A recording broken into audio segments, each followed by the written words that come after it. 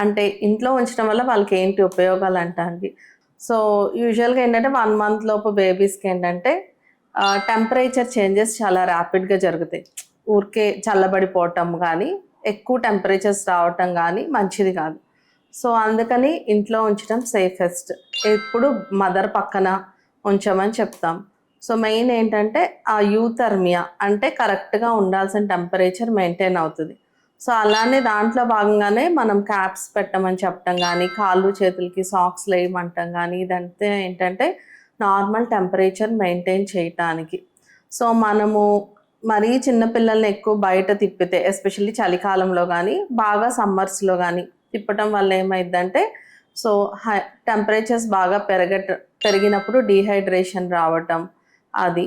బాగా లో టెంపరేచర్స్ అంటే కోల్డ్ టెంపరేచర్స్ ఉన్నప్పుడు హైపోథర్మియాకెళ్ళటము. సో, దానివల్ల ఇంకా హార్ట్ రేట్ ఫ్లక్చుయేషన్స్ రావటం ఇవన్నీ ఉంటాయి.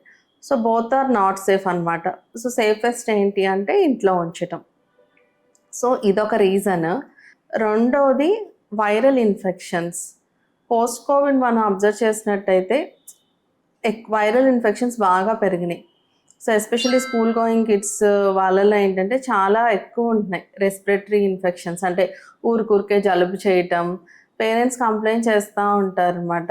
మొన్నే మేడం తగ్గింది, 2 డేస్ కారలేదు ముక్కు, మళ్ళీ స్టార్ట్ అయింది ముక్కు కారటం, ఫీవర్ అని. సో, ఇన్ఫెక్షన్స్ చాలా ఎక్కువగా ఉన్నాయి.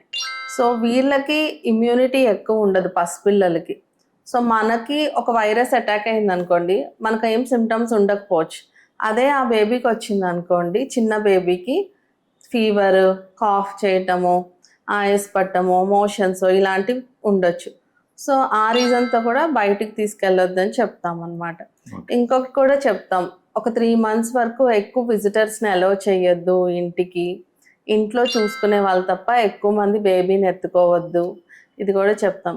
ఎక్కువ ఫ్రీక్వెంట్‌గా హ్యాండ్ వాష్ చేసుకోండి. ఇవన్నీ ఏంటంటే పార్ట్ ఆఫ్ ఇన్ఫెక్షన్ ప్రివెన్షన్ అనమాట.